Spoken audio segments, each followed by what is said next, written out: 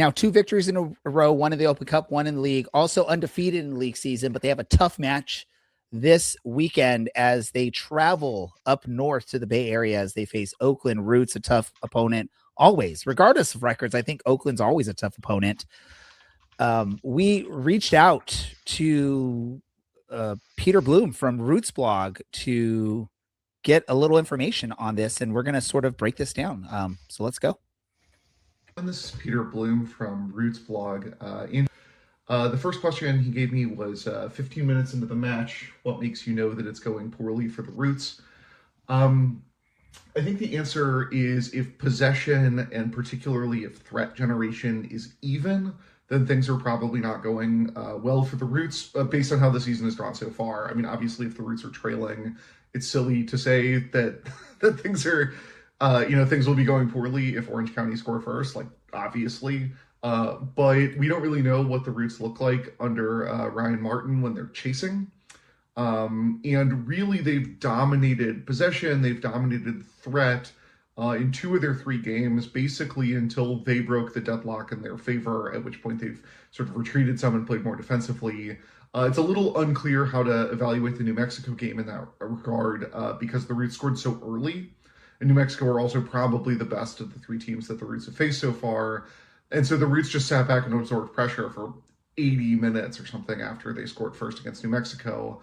But they could do that. They already had the goal that they needed. So I think if things are even through 15 minutes, then it's going to be just a very different looking game than the Roots have seen so far. And even in terms of threat creation.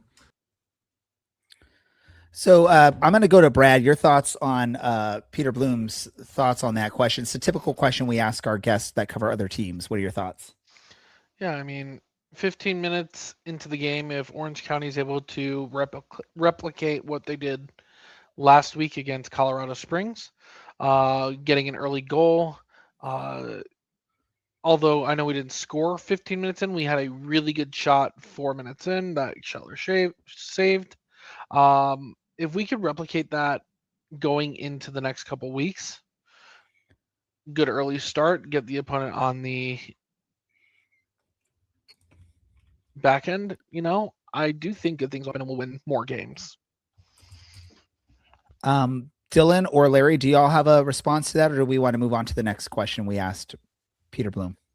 I did forget that they picked up Ryan Martin over the winter, and to be honest, I guess technically it was the fall. I think it was November. I at first got him confused with Russell Martin, the much maligned former Rangers and Southampton manager, and then I remembered that Ryan Martin always wears a hat and a polo shirt. So if there was ever a reason that we definitely need to win on Saturday, it's the fact that we need to beat a club that is run by a guy who wears collared shirts with baseball caps. Just when we hit about the big things that matter, it's the crimes like LAG for Laguna United and wearing baseball caps on the sidelines of a soccer field. And once again, this was Peter Bloom from Roots Blog. The website is oaklandrootsblog.com if you want to hear or see more from him. We asked 2 more questions. Let's get to question number 2. Question, what players will be important for a Roots victory? If I can pick 3 here, I think that you would assume Peter Wilson, the Golden Boot winner, we expect him to be out on international duty. So I think in attack, the player that's going to be key is Danny Trejo, who I think with Wilson absent is going to be responsible for both the creative work and also goal scoring. And then we're really looking at the midfield. Bobasi Biaranga has been just tremendous for Roots this season. He was on the team of the week after the New Mexico game. He is crucial in both attack and defense, and knitting those 2 things together pops up all over the field. And then finally, Tommy McCabe, who is not flashy, but he's Ryan Martin's guy. He was the first signing that Martin brought over from Loudoun when he came over in the offseason. McCabe dominates touches. I mean, he just always has the most touches for the Roots. The pattern of play that the Roots do is the center backs give the ball to McCabe. and McCabe surveys the field, and he'll recycle to the center backs and buy some time if he needs to, and then he's the one who sort of decides where the play is going to happen up the field. Yeah, so I just side note, I wonder if Peter did that on purpose, mentioning Tommy McCabe there as an important player for this match. For any long-time Orange County Soccer Club fan, you know Tommy McCabe once played for us and did those things for us. Larry, we're going to go opposite here. Who's important? Give me one important player for Orange County this match for Orange County to be successful. Ethan Zubak. He's got to open his account this weekend. We are in game 4. We can't wait until he gets to game 11 or 12. It took him quite a while last year to open it up, so need to open it up this weekend. If you're not watching the video of this show, we've got both Dylan and Brad showing off their Tommy McCabe Orange County kits on the stream. So again, important player for OC during his time. Brad, who's important for Orange County now that Tommy McCabe's not there anymore? I'm going to say new man in the building, Alex Rando. He just got his first clean sheet for the team, worked medium hard for it. I wouldn't say it was like a freebie, but he did make some saves. It's obviously clear that the team's not going to score very many goals unless Ethan Zubak can open his account. So keeping as little goals on the score sheet for the other team is going to be very important. What about you, Dylan? First off, just want to shout out Brad. I thought he was going to say mediocre, like Philip Mediocre, famous, USL not goal scorer against Orange County. I do think it's Ethan Zubak's match to make his stamp on 2026. I do think he's going to be the key here. Nabil Hackshaw is still with Oakland and is still a very good defender. I feel like if that matchup can be exploited a little bit, Orange County will have some success, and he'll be a little bit fresh because he only played about half hour. Hackshaw only played about a half hour over the weekend. And while we talk about Tommy McCabe, I do just want to point out that if you were watching, it's Mick and then Cabe, like two separate words, and then Brad's is apparently all one word. So, it wasn't that long ago that this was the state of the club. And now look at us. We have our own goal song. Oh, that's awesome. Here we go. I'm going to say this. Mohamed Ouar, I want to see something out of him this week. I think it's an important piece. He's don't give me. Maybe I'm wrong here. Maybe I'm seeing something different, but he's been very solid at his defensive role this season, which is awesome to see for someone that used to be mostly an attacker.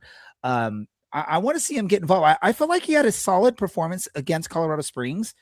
I think he's growing into this role, and I think he's just going to keep growing into it. And we've just seen the beginning of Mo War, and I want to see a breakout here against Oakland. Peter had one more question that we asked him, and he responded to. Let's get that. What is one of the Roots' strengths this year and one of their areas of concern? I've mentioned it twice, so I have to say the strength is the midfield right now. In addition to McCabe and Bobasi, Faisal Batashe has been tremendous. He's playing in the more central attacking midfielder role, but he comes back and picks up the ball deep. He helps create overloads in the midfield.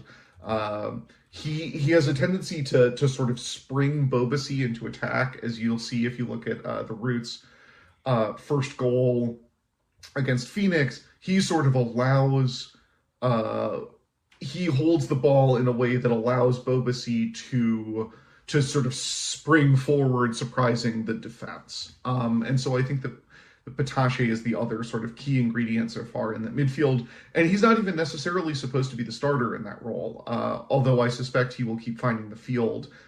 Florian Valo has not appeared for the Roots yet this season. I don't know that we should expect to see him against Orange County, which isn't based on any particular knowledge, just that he hasn't even been on the bench. Areas of concern, one of is probably attack conversion, which is hard to say. When the Roots have scored 5 goals in 3 games, that's a much better return than they're certainly used to. But they have created a bunch of chances that they haven't finished, and that really bit them against Phoenix, and it made things much nervier against Monterey Bay and against New Mexico than they needed to be, given how the Roots had dominated those games, or at least dominated New Mexico. Monterey Bay. So I think that that's an area of concern, and maybe of a special concern with Wilson missing.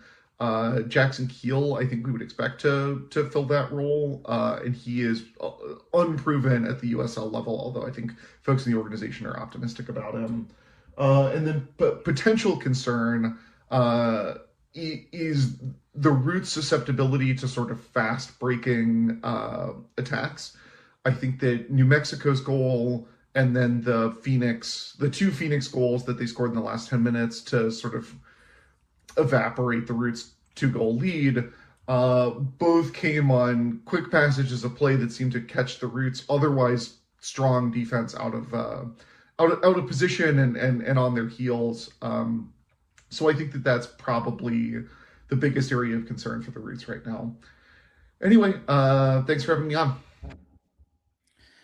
And as always, want to say thank you to Peter Bloom for taking the time to record the video for us. We would have invited him on the show, but we didn't quite know how the timing would work out, and we didn't want to disrespect him with any rush on his time on the show, because we know everyone's time is valuable.